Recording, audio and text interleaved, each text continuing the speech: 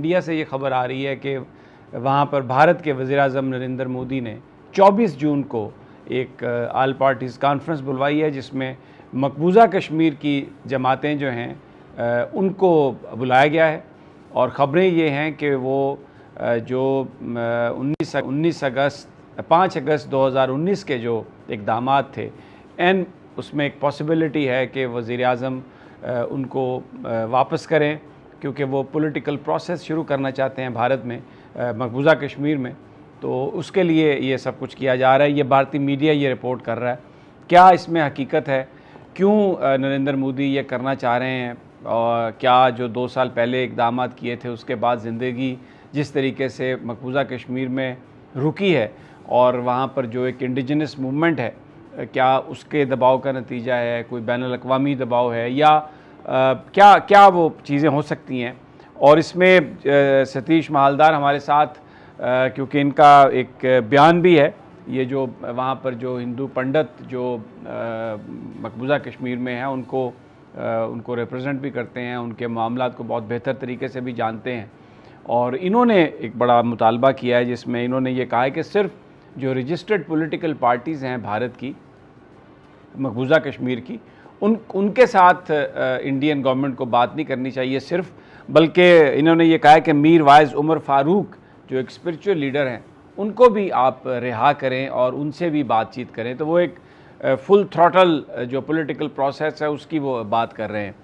तो सबसे पहले गुलाम अब्बास शाह जी, मैं आपकी तरफ आता हूँ, फिर हम जाएंगे सतीश साहब की तरफ। तो मुझे ये बताइए कि how do you see that, ये जो कुछ हो रहा है, क्या ये करना चाह रहे हैं नरेंद्र मोदी और इसकी ज़रूरत पेश आई, क्यों पेश आई इसकी ज़रूरत? जी समी साहब, बहुत शुक्रिया सर। पहली बात तो ये है कि 5 अगस्त 2019 के बाद जिन लोगों को नरेंद्र मोदी ने गिरफ्तार किया, नज़रबंद किया, अब उन्हीं को इनविटेशन देकर बुला रहे हैं और 24 जून का टाइम दिया है उन्होंने कि ऑल पार्टीज़ मीट होने के लिए जा रहा है, जो कि कश्मीर की लीडरशिप के साथ होगा। लेकिन जो महबूबा मुफ्ती हैं उनकी तरफ से अभी तहफ़्फ़ुज़ात का इज़हार किया गया है। कल बाकायदा तौर पर फाइनल किया जाएगा कि वो पार्टिसिपेट करते हैं या नहीं करते, क्योंकि वहाँ पर पीपल्स अलायंस फॉर गोपकर डेक्लेरेशन जो एक इत्तेहाद बना था, वहाँ पर जो पॉलिटिकल पार्टीज़ हैं उन्होंने ये मुतालबा रखा था कि 370 और 35A जब तक वापस नहीं मिलती, कश्मीर को उसकी शनाख्त नहीं मिलती, उस वक़्त तक वो किसी भी प्रोसेस का हिस्सा नहीं बनेंगे। तो ये चीज़ तो फाइनल है, कंफर्म है कि इस मीटिंग में ये मामला लाजमी तौर पर डिस्कस होगा। समी साहब, मैं आपको बता दूं कि 5 अगस्त 2019 को जो सूरत हाल थी जम्मू एंड कश्मीर की, उस वक्त 87 सीट्स थी जम्मू कश्मीर की, जिसमें 4 लद्दाख की सीट्स थी। जम्मू की 37 नशिस्तें होती थी, कश्मीर की 46 नशिस्तें थीं।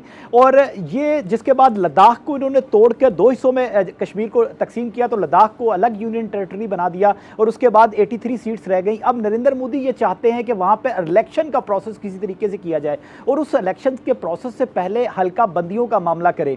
अब यहाँ पे इंपॉर्टेंट बात यह है कि एक तो इंटरनेशनल प्रेशर है कि कश्मीर में जमहूरियत नहीं है, डेमोक्रेसी नहीं है, वहाँ की पॉलिटिकल लीडरशिप कैद है, पॉलिटिकल प्रिजनर्स हैं, उनको रिहा किया जाए। ये पूरी दुनिया की तरफ से ये डिमांड आती रही है और नरेंद्र मोदी ने इसी साल में अमेरिका का विजिट भी करना है। समी साहब, इस बात को भी जहन में रखिएगा। और रीजन की जो सूरत हाल बन रही है उसमें अफगानिस्तान से विड्रॉल हो रहा है और चाइना के साथ लद्दाख में जो सूरत हाल बनी थी, ये सारी चीज़ों को मद्देनज़र रखते हुए नरेंद्र मोदी ने अब ये जो स्टेप लिया है उन लोगों को बुलाकर बात करने का। अच्छा, यहाँ पर मैं एक और सवाल आपसे करना चाह रहा हूँ। शाह साहब, मैं एक सवाल करना चाह रहा हूँ आपसे।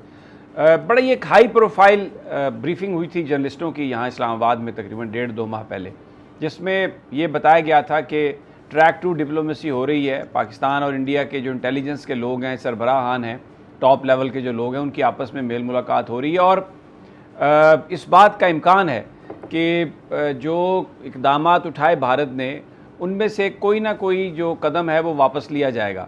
और 370 में यहाँ पर कोई लोग इंटरेस्टेड नहीं थे, लेकिन जो 35A जिसमें जो दूसरे जो भारत से जो लोग हैं उनको डोमिसाइल जारी करने थे, उनकी सेटलमेंट कश्मीर में, मकबूजा कश्मीर में होनी थी, उस पर बड़ा कंसर्न था। तो ये जो आप जो बात कह रहे हैं, ये भी मुमकिन है कि मैं आपसे, मेरा सवाल है कि जो वो हाई प्रोफाइल ब्रीफिंग में बताया गया था कि this is what Bharat is communicating, तो अब नरेंद्र मोदी ने उस तरफ कदम उठाया हो, वो जो ट्रैक टू डिप्लोमेसी है वो कहीं एक मीनिंगफुल अंदाज में अब आगे उसकी एडवांसमेंट होने वाली? जी बिल्कुल समी साहब, उस हाई लेवल ब्रीफिंग में ये कहा गया था कि जून के लास्ट तक आप ऐसी खबरें देखेंगे जिसको आपको अंदाज़ा हो जाएगा, और ये 24 जून को होने जा रहा है। और 24 जून को एक और बड़ा अहम वाक़या होगा, दुशंबे में पाकिस्तान और भारत के एनएसएस एक छत के नीचे होंगे।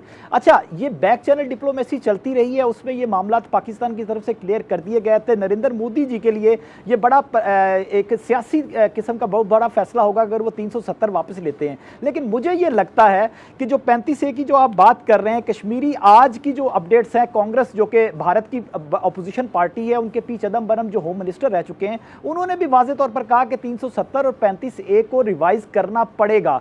तो ये हो सकता है कि इसकी कोई शेप चेंज की जाए। अब नरेंद्र मोदी पहले तो कोशिश करेंगे कि वहां पर उनको स्टेटहुड का दर्जा दे के इनको कहें जो कश्मीरी लीडर्स हैं कि आप पहले इलेक्शंस की तरफ जाएं, लेकिन ये इलेक्शंस की तरफ जाने के बाद वो देखेंगे कि उनके हक में क्या फ़ायदा है। मैं आपको ये बता दूं कि अगर नरेंद्र मोदी, क्योंकि ये हल्का बंदियां नहीं करना चाह रहे हैं, इसमें 7 नई सीटें बढ़ाने की प्लानिंग कर रहे हैं, और इसके साथ साथ जो 24 सीटें खाली होती थी कश्मीर की, जो कि पाकिस्तानी आज़ाद कश्मीर के लोगों के लिए रखी गई थी, उसमें भी 8 सीटें मजीद उसको फिल करने की बात की जा रही है। तो ये प्लानिंग नरेंद्र मोदी की तरफ से भी हो रही होगी कि वो अगर इलेक्शन की तरफ कायल कर लेते हैं तो वो अपनी बीजेपी को किसी इत्तेहादियों के साथ मिलकर हुकूमत में लाने की कोशिश करें। लेकिन अगर वो नाकाम हो जाते हैं और ये पीडीपी का इत्तेहाद हुकूमत में आ जाता है, इलेक्शंस हो जाते हैं फर्ज़-ए-माल, तो फिर ये रेजोल्यूशन भी आ सकती है कश्मीर की असम्बली से, जिसमें ये डिमांड की जा सकती है सेंट्रल गवर्नमेंट से कि भाई आप हमारी शनाख्त जो है, स्पेशल स्टेटस है, वो वापस करें। उस सूरत हाल में नरेंद्र मोदी को इतना पॉलिटिकली क्रिटिसाइज करना नहीं होगा, क्योंकि वो ये कह सकते हैं कि मैंने तो ये कर दिया था, लेकिन ये लोग जो थे, ये कश्मीर की असम्बली है, उन्होंने ये डिसाइड किया और अब मैं क्या कर सकता हूँ। तो ये मामला आपका इंतहाई अहम है। ठीक है, अब क्योंकि सतीश मालदार भी हमारे साथ हैं, उनकी तरफ चलते हैं। सतीश जी, बहुत बहुत शुक्रिया, आपने अपना टाइम दिया हमें। आप कुछ थोड़ा सा हमें बताइए, वहाँ पर इस वक्त जो चीज़ें चल रही हैं, आपने मीर वाइस फारूक साहब की भी रिलीज़ का मुतालबा किया है, आप उनको भी चाहते हैं कि इंडियन गवर्नमेंट जो है वो मुज़ाकरात में शरीक करे और पॉलिटिकल प्रोसेस शुरू हो। क्या आप समझते हैं जो मोदी साहब के जो इक़दामात थे भारत में, जो उन्होंने उठाए मकबूजा कश्मीर में, उसके बाद जो सूरत हाल बनी, किस तरह देखते हैं आप? क्या उसका हल आपके नज़दीक क्या है? पहली बात तो मैं आपको सबको मुबारकबाद देता हूं, नमस्ते मेरी तरफ से और प्यार। और जो सवाल आपने कहा, इसमें देखिए कि सबसे पहले जो पॉलिटिकल रिप्रेजेंटेटिव्स हैं, उन्होंने निमंत्रण एक्सेप्ट किया और कुछ अभी कल तक वेट कर रहे हैं। वो इसका अंदेशा है, that is a clear message that they accepted the judgments and the leadership, current regime leadership of the India. ठीक. So होना भी चाहिए, and it is a new beginning in terms of that they will be working under the leadership of Modi साहब. Looking to जब हम बात करें, अवाम की बात करें, yes, लोगों के जो मसाइल हैं, लोगों के जो एस्पिरेशंस थे, वो भी ये था कि दैट द स्टेटहुड, जो लोगों ने पहले डिमांड रखी थी कि स्टेटहुड वापस आनी चाहिए। और मैं इस बात के लिए बड़ा शुक्रगुजार हूँ नरेंद्र मोदी जी का कि उन्होंने इस बात को पब्लिकली अनाउंस किया कि हम स्टेटहुड को वापस देंगे, and we will give it to the people of the Jammu and Kashmir. जी, लेकिन सतीश जी, बात यह है कि ये जो स्टेटहुड जो जो एक डिस्प्यूटेड टेरिटरी है कश्मीर, 1947 से ये चली आ रही है, इसका स्टेटस उन्होंने जब इसको चेंज किया तो ये पता था उनको कि एक रिएक्शन होगा, और वहाँ पर रिएक्शन हुआ। वहाँ पर जो आबादी है उस पर ज़िंदगी तंग कर दी गई, पूरी दुनिया इस पर चीख उठी, अमेरिकन मीडिया इस पर चीख उठा, और जो ह्यूमन राइट्स के जो ग्रुप्स हैं उन्होंने आकर ये कहा कि एक आपने उसको एक जेल बना दिया है वहाँ पर जो कश्मीर है। तो अब उन्हीं चीज़ों को, उन्हीं स्टेप्स को अब वो स्टेटहुड चाहते हैं वहाँ पे, और उन्हीं जमातों से बातचीत करना चाहते हैं जिनको पकड़ के उन्होंने अंदर किया।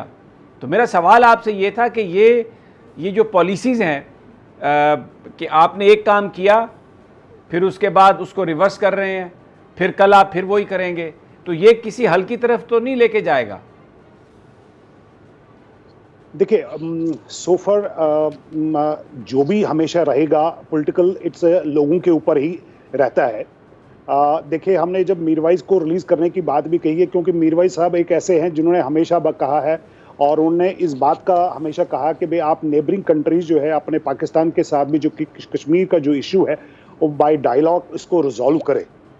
और मुझे इसमें बहुत बड़ी खुशी है जो अभी हमारे जो बैक चैनल में जो हमारे जो पाकिस्तान के हैं या इंडियन काउंटर पार्ट जो हमारे NSA हैं, वो बैक चैनल में इन्होंने they have mutually agreed that they will come to the peace and they will work towards the solution on it, and which is a very good step.